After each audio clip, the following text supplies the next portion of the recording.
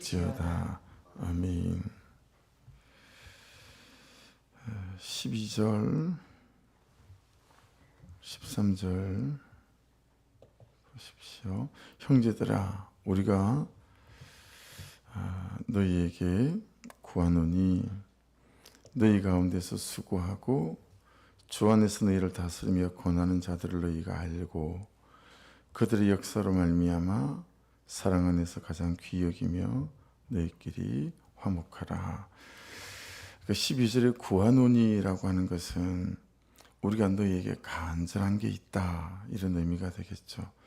너무너무 너희들한테 간절한 게 있는데 세 가지로 리스트가 나오죠. 첫 번째는 너희 가운데 수고하고 주 안에서 너희를 다스리며 권하는 자들을 알고 라고 말하고 있습니다. 알고, 이 알고는 에이도라는 건데 존중하고 또 소중하게 여기고 주의를 기울이다 라고 하는 거죠. 예. 그래서 여러분 그냥 이 말씀을 묵상을 하는데 자녀들의 신앙에 대해서 좀 묵상이 됐어요. 그러니까 그런 거죠. 교회 안에서, 교회 공동체 안에서 가르치는 자들에 대한 성도들의 중심과 마음이 어떠한가. 여러분 혹시 여러분의 자녀들을 주일학교 보내고 중고등부 보내고 이러면서 그 아이들을 가르치는 교사 스님들에게 아이들과 함께 1년 중에 한 번이라도 스승의 주간에 고맙다, 감사하다 편지를 쓰고 그리고 아이들에게 선물을 준비시켜서 선생님에게 감사를 표해보신 적이 혹시 있으신가요? 그것이 아이들에게 부모가 교회 공동체 안에서 말씀을 나누고 가르치는 자들에 대한 참 좋은 태도와 또 존경을 가르치는 부분이 아닐까. 그것이 아이들이 말씀을 대하는 태도나 교회 공동체 내에서 가르친 사람들에 대한 아주 자연스러운 그런 삶의 태도들을 가르치는 모습일 수 있겠다. 근데 우리는 교회 안에서 제공받는 것들에 대해서 너무 당연하게 생각합니다. 그죠? 너무 마땅하게 생각해요. 그래서 무슨 호텔의 식당에 마치 무슨 상품권을 가지고 또는 식사권을 가지고 가서 밥을 먹는 것처럼 교회에서 제공받는 것들에 대해서 너무 당연하고 마땅하게 생각을 하니까 학교 스님들에 대해서는 이제는 뭐 존재를 주고받고 하지 못하는 시대가 되어지긴 했지만 자녀들의 영과 혼과 육, 이 말씀을 가르치는 스님들에 대해서 전혀 그렇지 않다라고 하는 거죠. 어떠세요? 목자들에 대해서 목원들은 어떻게 생각하시죠? 여러분들이 이 다음에 목자가 한번 되어보시면 정말 속이 썩습니다. 간단치가 않아요. 예. 근데 그는 목자들에 대해서 우리 목원들이 어떤 중심을 갖고 있는가 대한 것들이죠. 여러분, 교회 공동체 내에서 가르치는 자들, 수고하는 자들, 또 다스리는 자들, 권하는 자들에 대해서 존중하고 주의를 기울이고 소중하게 여기는 것. 여러분, 그래서 교회 공동체 내에서 7위가 자연스러운 공동체가 성경적인 공동체로 잘 세워져 갈 수 있다라고 우리가 깨달을 수 있다라고 하는 거죠. 그래서 이 부분들이 여러분 우리 소망의 공동체가 잘 세워져 가면서 잘 질서가 잡히고 정돈되어져 가는 그런 은혜가 있기를 원합니다. 그래서 여러분 마음 안에 항상 여러분을 가르치고 또 여러분을 권하고 그리고 교회 안에서 구석구석에서 수고하는 분들이 계세요. 그렇죠? 눈에 보이게 수고하는 분들이 계시지만 눈에 전혀 보이지 않는 곳에서 그냥 하나님 앞에서 수고하는 분들도 계세요. 그리고 그런 수고하는 분들이 계속 또 세워져야 하고 다스리는 자들이 계속 또 세워져야 하겠죠. 계속 또 세워져야 하겠죠. 그래서 이제 이번 주 다음 주부터는 양육자반을 또 양육을 시작하거든요. 이분들은 한 3개월 10주 뒤 마치고 난 뒤부터는 이제 새로 들어온 새 가족들이나 또는 기존 성도들 가운데서 저 대신 1:1 양육을 맡기는 사람들을 시작하는 거예요. 예. 그랬을 때 그 권위들을 인정해야죠. 예. 그래서 하나님께서 목사를 세웠다라고 권위를 여러분이 인정하셔야 하고, 또 목사를 통해서 그는 양육자들을 세웠다라고 인정하시고, 그들의 가르침 이런 것들에 관해서 잘 존중하고 주의를 집중하고, 그리고 그 권위를 인정해 갈 때 이제 교회 공동체가 세워져 갈 수 있겠죠. 그런 부분 안에서 지금 데살로니가 교회에 말씀하는 이 부분은 되게 중요한 이 새벽의 첫 메시지라고 할 수 있겠죠. 두 번째 보십시오. 그들의 삶 가르침을 사랑 안에서 가장 귀히 여겨라 그랬습니다. 그렇죠? 그들의 삶 가르침을 사랑 안에서 가장 귀히 여겨라. 이제 이건 여러분 가르치는 자들, 저 같은 입장, 목자 같은 입장에서 대단히 부담이 되는 말씀일 수 있어요. 왜냐하면 그들의 삶 가르침을 사랑하는 데 가장 귀히 여겨라 그랬으니 어떻게 되겠어요? 제가 가르치는 대로 살아야 되는 거죠. 제가 설교만 번지러하게 하고 제 삶은 설교와 강단에서와 다른 삶을 산다면 이게 참 문제가 되지 않겠어요? 그러니까 이건 가르치는 자들이 여러분 가르침을 받는 자들에게 정말 가장 귀히 여길 수 있을 만하게 또 말씀을 따라가는 삶이 있어야 된다라고 하는 부분이 되겠죠. 그래서 그들의 삶, 그들의 가르침을 삶으로 가르침이든 지식으로 가르침이든 가장 귀히 여겨야 된다. 예. 여러분 말씀이 얼마나 이걸 강조하고 있는지 알겠죠? 근데 참 우리가 이런 가르침들을 너무 쉽게 여기는 거죠. 주의 깊게 보지 않잖아요. 저 권사님은 주일을 어떻게 섬기시지? 일상 중에 어떻게 하나님 앞에 나아가시지? 이런 것들에 대해서 이렇게 눈에 들어오는 바가 없잖아요. 여전히 신앙생활을 하고 있음에도 불구하고 그분이 입고 있는 옷이 눈에 들어오고, 그분 헤어스타일만 눈에 들어오고, 그분의 반지며 목걸이만 눈에 들어온다면 여러분 참 우리가 회개할 지점이 될 수 있어요. 그분이 어떻게 기도하고 어떻게 하나님을 섬겨가는지, 그분이 교회 공동체 안에 또 가르치는 자들에게 어떻게 순종해가고 섬기는지, 이런 것들을 보고 배워야죠. 근데 그런 데는 관심이 없어요. 내 재정과 내 시간과 내 섬김이 따라가는 것에 대해서는 아무 관심이 없고, 여전히 어떻게 하면 저분처럼 저렇게 부자가 될 수 있을까? 이런 데만 관심이 있다면 우리는 성경의 가르침과 반하는 그런 신앙생활을 하고 있는 것이다 라고 볼 수 있겠죠. 세 번째는 뭐냐면 화목해야 한다라고 말씀하고 있습니다. 그렇죠? 그러니까 관계이죠. 여러분 가르치는 자들에게 여러분이 항상 관계가 좋아야 합니다. 이건 정말 사명처럼 좋아야 됩니다. 왜냐하면 가르치는 자와 관계가 틀어지면 어떻게 되죠? 말씀이 들리지 않아요. 그렇죠? 그 사람이 되게 우습게 여겨서요. 지나 잘하지. 지도 제대로 안 살면서 뭐 나한테 가르침이야? 나한테 무슨 권면이야? 여러분 이게 참 마음의 교만함이고 악함이지 않겠습니까? 그렇죠? 그래서 참 말 한마디에도 이건 상대방 서로에게 마찬가지겠죠. 그래서 여러분 거기 화목해야 한다. 이 화목 있죠. 화목.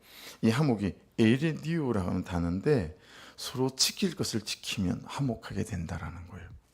서로 지킬 것을 지켜야 된다라는 거예요. 그래서 정말 가깝고 다정스럽고 그렇죠? 뭐 교회 바깥에서는 뭐 언니, 형님 뭐 이럴 수도 있겠죠. 그런데 서로 지킬 것을 지키면 화목하게 될 수 있다. 선을 넘는 분들이 계시죠. 선을 넘으면 안 된다. 존중해주고, 그렇죠? 또 사랑해주고. 그래서 한번 적용해 보십시오. 내가 나를 위해 지켜야 할 게 있습니다. 이게 더 중요해요. 여러분, 내가 나를 위해 지켜야 될 것이 지켜지지 않으면 내가 다른 사람과의 관계를 위해 지켜야 될 것도 지켜지지 않아요. 내가 나를 지켜서야 다른 사람들도 지킬 수 있어요. 이게 항상 중요해요. 그래서 항상 여러분 말씀을 드릴 때 비행기 타고 갈 때 산소 마스크 그걸 어떻게 착용해야 하는지 스튜디오스 그분들이 설명할 때 기체가 흔들리거나 급 강하를 시작해서 비행기 위에서 산소 마스크가 떨어지면 반드시 자기가 먼저 착용하고 난 후에 아이들을 착용하고 또 노인들을 착용해야 된다라고 가르침을 주지 않습니까? 그래서 저는 항상 그렇게 생각해요. 생각해 보세요. 제가 저를 지키지 못한다면 저 여러분을 지킬 수 있겠어요? 제가 살아있지 않다면 여러분들을 어떻게 살릴 수 있겠어요? 여러분들도 마찬가지죠. 내가 살아있어야 다른 사람을 살릴 수 있어요. 근데 자꾸 우리는 죽은 사람들만 눈에 보인다라는 거죠. 제대로 하지 못하는 사람만 눈에 보이는데 그럴 거 없다. 내가 살아있으면 그를 살릴 수 있기에 항상 내가 나를 위해 지키기 위해 지켜야 될 것이 뭔지 오늘 잘 적용하셔야 하고, 그러면 그 두 번째로 내가 나의 역할로서 삶의 자리로서 내가 또 그를 위해 나를 지켜야 될 것은 뭐지? 라고 이제 적용해 보셔야 되겠죠. 자, 그리고 14절부터서는 겉면이 9가지가 나옵니다. 겉면이 9가지가 나오는데, 겉면, 이건 파라칼레오, 앞에 나왔던 이 목회에서 쓰는 자주 나와요. 이 단어가 겉면, 파라칼레오인데 뜻이 많아요. 들어보세요. 소환하다, 초청하다. 초청하다는 좀 부드러운 느낌이 있지만 소환하다는 좀 강제적인 느낌이 있죠. 권하다, 훈계하다, 격려하다, 애원하다, 간구하다. 이게 다 겉면 파라칼로. 어떤 분에게는 막 간구하고 애원하듯이, 또 말귀를 알아들을 만한 사람에게는 정말 훈계하고 권하고, 어떤 분에게는 잘 초청해야 하지만 어떤 분은 여러분 소환하듯이. 그래서 여러분이 어떤 분이면 좋냐면, 목사님이 또는 목자가 여러분들을 소환해서 훈계하는 사람이면 훨씬 좋습니다. 그건 그만큼 들을 귀가 있다라는 것이고 그만한 영적 수준이 되기 때문에 강하게 말씀드리는 거거든요. 여러분, 목사도 눈치가 있지 않겠어요? 그러니 여러분, 그냥 훈계하지 못할 사람들한테는 강하게 말하지 못해요. 그냥 할 말이 있지만 꼭 삼키고 때를 기다리는 거죠. 1년이 될지 2년이 될지 모르지만 여러분, 할 말이 없어서 안 하는 거 아니고 훈계하지 못해서 훈계하지 않는 게 아니에요. 그냥 아직은 그런 말을 감당해낼 수 있을 만한, 그래서 사람을 가려가며 영적 수준과 그리고 배움의 정도와 영적 처리된 정도를 따지며 여러분 지혜롭게 어떤 분한테는 애원하고 간구하고 어떤 분에게는 훈계하고 때로는 잘 초청하지만 어떤 분들은 어때요? 소환하듯이 되겠죠. 그런 것들이 겉면 안에 다 들어가 있는 의미다 라는 걸 생각하시고 보십시오. 첫 번째 겉면은 뭐냐면 게으른 자들을 권계하랍니다. 게으른 자들. 여러분이 게으르다라는 뜻을 정확히 아십니까? 아탁토스라고 하는데 질서에서 벗어난 이런 뜻을 갖고 있습니다. 무질서한 사람, 이게 게으른 자들입니다. 시간의 질서가 없어요. 삶의 질서도 없고, 이걸 이제 게으른 자들이라고 성경은 말씀하거든요. 그러니까 삶의 우선순위가 전혀 없는 거죠. 무엇이 중요한지를 몰라요. 그러니까 여러분 보세요. 막 열심히 사는 사람 있죠. 정말 목숨 걸고 자기 직장에서 열심히 하는 사람 있죠. 그 게으른 사람이에요. 성경적 의미로 이해되셨죠? 왜냐하면 중요한 것을 안 하기 때문에 그래요. 게으른 사람은 질서가 무너진 사람이에요. 하나님이 없어. 하나님 앞에 나아가는 시간도 없어. 그분 앞에 나가서 그분으로부터 은혜와 말씀을 공급받는 시간도 없는 거예요. 여러분 열심히 산다고 나는 게으르지 않다 착각하시면 대단히 곤란한 겁니다. 성경적으로 게으른 건 질서가 무너진 삶을 말하는데 그 가장 먼저 질서가 뭐예요? 하나님 앞에 나가는 거죠. 근데 내 남편이, 내 아내가, 내 자식이 열심히 살아도 목사님 그래도 우리 아들이 너무너무 성실해요. 아니에요. 성실한 거 아닙니다. 진짜 게으른 겁니다. 왜냐하면 이 질서가 무너져 있기 때문에 그래요. 권계하면은 무슨 뜻일까요? 여러분, 권계하면은 우리가 말하는 걸로 치면 처방입니다. 게으른 자들에게 처방하라는 거예요. 이건 좀 의미가 좀 강해요. 경고해라. 그리고 충고해라. 예. 그가 듣든지 아니 듣든지 경고하고 충고해야 된다. 그렇게 이게 이제 공동체 식구들에게 말하는 거죠. 공동체 식구들에게. 자, 두 번째 권면은 뭐예요? 마음이 약한 자들을 잘 격려해야 된다. 먹는 것으로, 입는 것으로. 여러분 계속 제가 이제 델로성에 하면서 먹는 것으로, 입는 것으로 이 표현을 계속 쓰죠. 말씀이 그렇게 말씀하기 때문에 그래요. 그냥 립서비스로 격려하시면 안 돼요. 예. 성경적 의미 안에서 격려는 먹는 것으로, 입는 것으로, 이런 것들이에요. 예. 세 번째 권면은 뭐예요? 힘이 없는 자들을 붙들어주며. 여러분, 이 붙들어주려면 어떻게 해야 되겠어요? 마태복음 5장 심리를 가자 그럴 때, 오리를 가자 그럴 때 심리를 가는 겁니다. 시간과 그 걸음을 함께 해주는 것입니다. 그것이 힘이 없는 자들을 붙들어주는 거다라고 하는 거예요. 그래서 저는 여기에 적용점이 하나가 생기더라고요. 예. 네 번째 권면은 뭐예요? 모든 사람에게 오래 참으라. 자, 가로 열고 적으십시오. 여러분이 참기 힘든 사람 적으세요. 그 사람에게도 오래 참으라 합니다. 이름이 탁탁 떠오르지 않으세요? 모든 사람에게 오래 참으래요. 그러니까 여러분, 내 기준과 내 성품의 기준, 또 그 사람이 갖고 있는 성품의 기준으로 사람을 절대 제끼지 말아라 말씀하세요. 예, 성경에서 제끼라는 사람은 딱 한 부류밖에 없죠. 이단. 예, 그죠? 그만 제끼라라고 되어져 있죠. 그것도 처음에 한 번 찾아가고 두 번 찾아가고까지는 하죠. 근데 그래도 그 말귀를 못 알아듣고 그러면 그때부터는 교제할 것을 금하죠. 예, 그 외에는 모든 사람이 오래 참으라. 다섯 번째 권면은 15절에 있어요. 삼가 누가 누구에게든지 악으로 악을 갚지 말게 하고, 예, 악으로 악을 갚지 말게 하라. 왜 그러는지 뒤에 보면 그 악에 대한 이제 해석에서 등장을 합니다. 그러니까 저와 여러분이 악이 참 쉽지 않아요, 그죠? 나한테 막 악하게 구는데 악으로 갚지 않는 게 쉽지 않지만 방법이 있습니다. 목장 안에서 자꾸 나를 악하게 되는 사람을 토해내십시오. 토해내십시오. 그러면 악을 악으로 안 갚고 선으로 갚을 수 있으세요. 인간의 연약함과 죄성을 인정해야 되는 거예요. 여러분, 그래서 많은 신학자들이 이런 식으로 표현해요. 다른 모든 성경은 하나님의 말씀이다.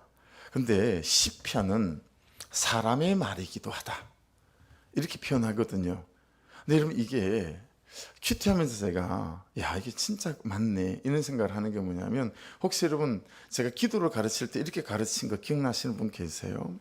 기도할 때 처음에는 이렇게 기도하는 겁니다. 예를 들어, 하나님, 옆집에 애기 엄마가 임신을 했는데 오늘 아침 걸어 나오다가 돌뿌리에 자빠져서 애가 유산되게 도와주십시오.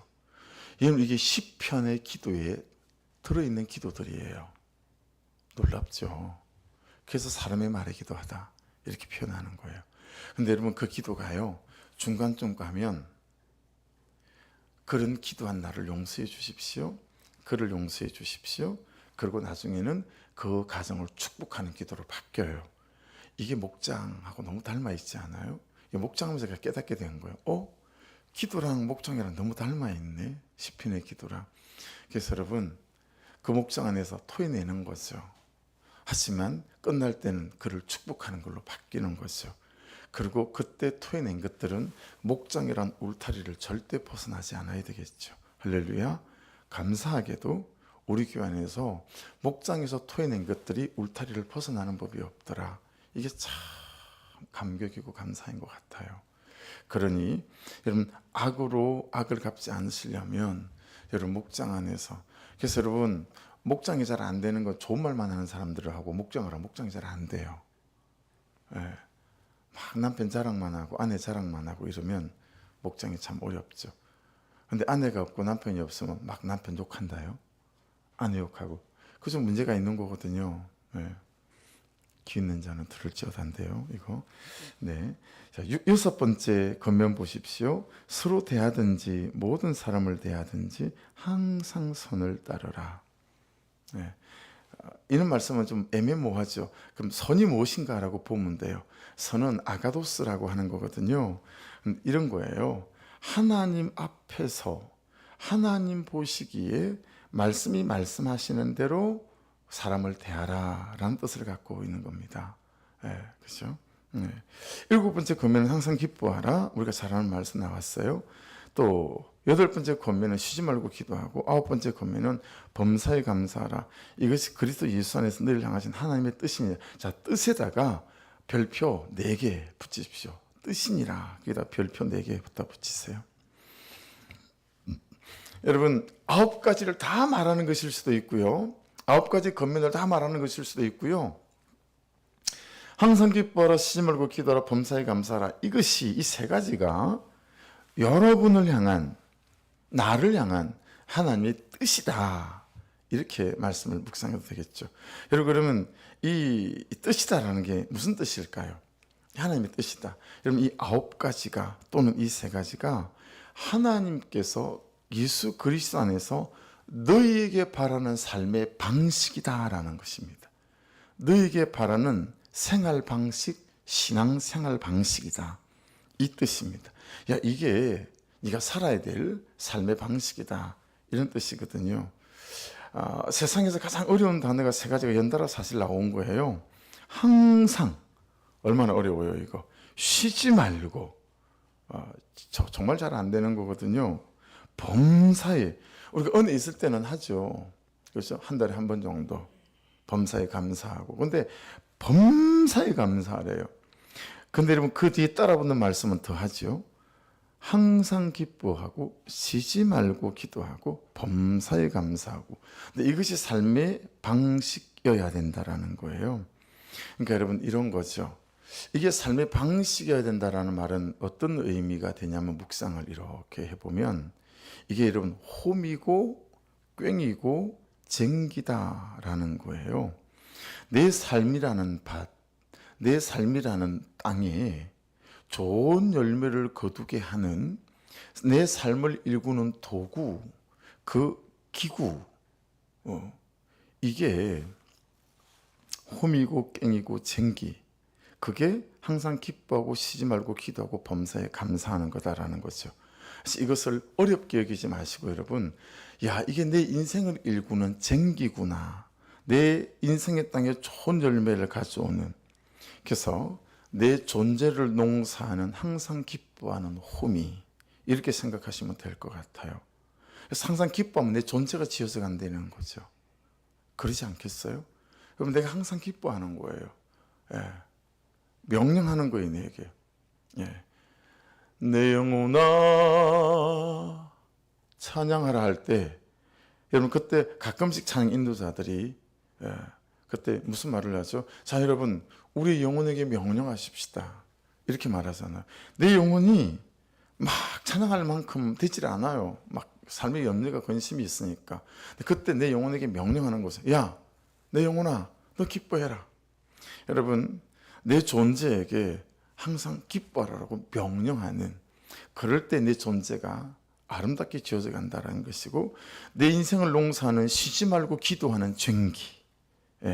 쉬지 말고 기도하면 내 인생이 지어져 간다는 거죠. 기도라는 쟁기를 통해서.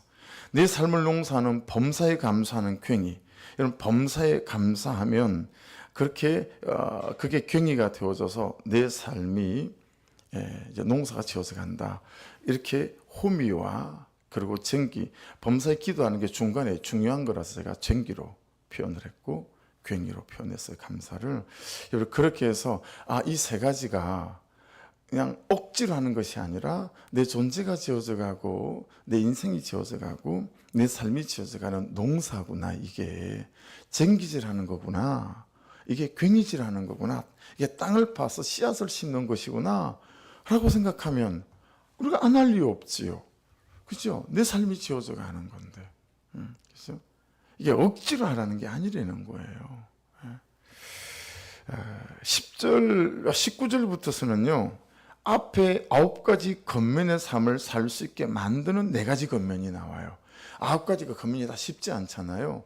그 9가지의 겉면의 삶을 살 수 있게 만드는 4가지 겉면.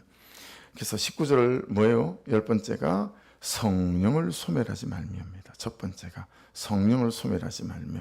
자, 수동적인 의미는 물 뿌리는 사람이라는 뜻입니다. 예배드리다가 찬송하다가 기도하다가 묵상하다가 마음이 후끈 뜨거워지고 막 감동이 될 때가 있잖아요. 그럼 여러분 그 감동을 바로 즉각적으로 순종할 수 있을 만한 뭐 순종을 해야 되거든요. 근데 감동이 일어나면 뭐 그렇게까지 이게 소방관인 거예요. 물 뿌려요. 감동에 물 뿌리는 사람. 이게 성령을 소멸하지 말고의 소극적인 의미예요. 뭐 부담을 주시면 그 부담을 순종하지 않고 물을 뿌려요. 그 감동에 물을 뿌려요. 맨날 감동에 물 뿌리는 소방관으로 사는 거예요. 이게 이러면 성령을 소멸하는 사람이에요.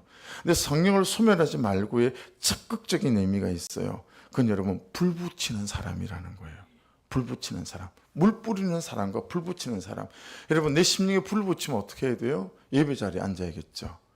여러분 내 심령에 어떨 때 불이 붙어요? 기도할 때 불이 붙어요. 그래서 성령을 소멸치 말고는 적극적인 의미는 내 심령에 은혜의 불을 붙이는 거예요. 어떻게 해요? 기도의 자리에 나와서. 이게 성령을 소멸치 말고의 두 가지 의미예요. 그래서 여러분 한번 적용해 보십시오. 메마름, 냉랭함, 먼지가 풀풀 날리는 감정 상태가 있을 때 나는 그냥 냅두는 사람인가? 그럼 물 뿌리는 사람이죠. 아니면 하나님을 찾는 사람인가? 이건 불 붙이는 사람이죠. 이걸 바꿔야 되겠죠. 물 뿌리는 사람에서 불 붙이는 사람으로 그냥 우리 성격 자체가 그럴 수 있잖아요. 습관 자체가 그렇게 익숙해 있는 사람들이 있을 수 있잖아요. 그러니까 여러분 이걸 바꿔야 되는 거죠. 두 번째 9가지 금연의 삶을 살 수 있게 만든 4가지 금연의 두 번째 예언을 멸시하지 말고라고 되어 있습니다. 자, 여러분 예언은 어떻게 이해하시면 되냐면 이 프로페티아라고 하는 이 단어를 어떻게 이해하시면 되냐면 말씀으로 건면하는 처방, 말씀이 건면하는 처방도 예언이라 생각하시면 되고 성경을 묵상하시면서 또 말씀으로 건면하는 처방도 예언으로 여러분이 이해하시면 됩니다. 할렐루야. 그렇게 딱 정리하시면 됩니다. 말씀을 묵상하다가 이 말씀이 내게 막 감동을 주잖아요. 그럼 그게 프로페테이야. 말씀이 내게 예언하시는 거구나. 이해하시면 되고 또 말씀으로 건면하는 것들도 이렇게 말씀해 주시는 건면으로 이해하시면 됩니다. 멸시하지 말고 이건 무슨 뜻인지 그냥 이해하시죠. 듣는 둥 마는 둥 하는 거예요. 그래서 사람의 말로 듣는 거죠. 이걸 멸시하는 거예요. 그러니까 사람의 말이 아니라 하나님의 말씀으로 들어야 되는데 그렇죠? 그래서 한번 적용해 보십시오. 이것도 나는 말씀으로 건면하는 처방에 대하여 어떤 태도를 가지는 사람인가라는 거예요. 들을 말씀을 들었습니다. 하는가라고 하는 거죠. 그 다음에 21절 보십시오. 범사에 헤아려 좋은 곳을 취해야 된답니다. 범사에 헤아려 좋은 곳을 취해야 된다. 여러분 그 헤아려라고 하는 것은 무슨 의미가 있을까요? 돕기마저란다는데 어떻게 해야 구별이 되고 분별이 되죠? 기준이 있어야 되죠. 그래야 이게 좋은 것인지 나쁜 것인지 헤아릴 수 있지 않겠어요? 그런데 여러분들은 여러분의 기준을 갖고 좋은 것과 나쁜 것을 자꾸 헤아려요. 여러분의 철학, 여러분의 경험, 여러분의 상식, 여러분의 상처 이게 기준이 되어져서 좋고 나쁜 것을 헤아린다. 천만에 그래야만 안 되고 뭐가 되게 되겠어요? 우리의 기준은 항상 말씀인 줄로 믿습니다. 할렐루야. 그래서 여러분의 감동이 기준이 돼도 안 돼요. 아시겠죠? 여러분의 감동이 기준이 돼도 우리의 기준은 무조건 말씀이에요. 돕기마죠. 우리의 기준, 이 헤아려라고 하는 것은 말씀이 기준이 되어져야 된다. 그래서 적용. 지금 요 4가지는 중요해서 다 적용을 내가 정점을 좀 이렇게 묵상해 봤어요. 돕기마저 내가 기준이 있어야 되는데 이 적용해 보십시오. 나는 감정이 기준인 사람인가? 이익이 기준인 사람인가? 이건 연습하고 훈련해야 돼요. 아이들을 양육할 때도 야단칠 때 여러분 감정을 빼고 그죠? 감정을 빼고 그 아이의 태도와 행동 가지고 아이를 훈육을 해야 되잖아요. 근데 우리 아이들을 노엽게 하는 건 뭐예요? 우리 아버지가 우리 엄마가 기준이 없어. 화내는 기준이. 가만 보니까 아버지 감정이라. 가만 보니까 엄마 감정인 거예요. 자기 감정 안 좋으면 요만한 것 가지고 무슨 그냥 난리를 하고 큰 잘못을 저질렀는데 자기 기분 좋으면 그냥 쑥 넘어가 버리는 거죠. 예. 그래서 나는 감정의 기준인가 아니면 이익이 기준인 사람인가, 내 호불호가 기준인 사람인가, 편하고 불편하고 귀찮고 이런 것이 기준인 사람인가 아니면 말씀이 기준인 사람인가, 이것도 적용해 봐야 되겠죠. 그래야 범사에 헤아려 좋은 것을 취하고가 될 수 있어요. 네 번째는 뭐예요? 악은 어떤 모양이라도 버려라. 그래야 위에 9가지 겉면이 삶이 될 수 있다. 여러분, 여기 악은 포네로스라고 하는데요, 뜻이 되게 많아요. 되게 많아요. 근데 뭐 슬픈, 불행한, 근심으로 괴로워하는, 또 슬픔을 초래하는 것, 재앙이나 재앙을 가져오는 것, 가련한 것, 무력한 것, 비참한 것, 초라한 것, 매력 없는 것, 부적당한 것, 쓸모없는 것, 파멸적인 해로운, 불리해지는 것, 나쁜 것, 불행을 가져오는 치명, 뭐 뜻이 원어 사전에 한 20개가 넘더라고요. 근데 이걸 한참 몇 번을 읽어보다니까 여러분 이게 딱 이해가 되는 거 있죠. 어떻게 이해가 되고 적용이 되냐면, 여러분 이 악은 이렇게 정리가 딱 됩니다. 첫째, 하나님의 구속사를 믿는 믿음이 없어요. 이게 악한 거예요. 하나님의 구속사를 믿는 믿음이 없어요. 그러니 조그만 일만 생기면, 두 번째, 하나님의 구속사가 없어요. 그 말이 그 말 같지만 조금 다를 수 있죠. 세 번째, 내가 하나님의 구속사 안에 있다는 믿음이 없어요. 이 세 가지가 악한 거예요. 그래서 이런저런 일들이 생기면 막 인간적으로 반응을 하는 거예요. 그러니까 여러분, 악은 어떤 모양이라도 버려라 라고 되어져 있는데, 여러분 보고 듣고 기본적으로 아는 거, 그런 악한 것들을 버리는 것 외에도 여러분 하나님의 구속사를 믿는 믿음이 있기를 원하고, 내가 하나님의 구속사 안에 있다라는 믿음이 여러분과 제게 있기를 주의 이름으로 축복합니다. 그래서 여러분, 이 악은 항상 무엇과 연결되어져 있냐면, 성경에서 악을 말할 때는요 항상 마귀와 사단이 연결되어져 있습니다. 언제라도 그렇게 되어져 있습니다. 그래서 사단은 이렇게 오만 가지로 우리를 하나님의 구속사 밖으로 밀어내려고 하는 거예요. 야, 너 하나님하고 상관없다, 하나님을 사랑하지 않는다, 너에게는 계획이 없어, 이렇게 한다라고 하는 거죠. 해서 우리의 믿음은 어때야 되냐면 23절, 평강의 하나님이 친히 너희를 온전히 거룩하게 하시고, 야, 하나님이 항상 나를 거룩하게 하시는 거구나. 그래서 이는 사건도 주시고, 그게 우리의 믿음이에요.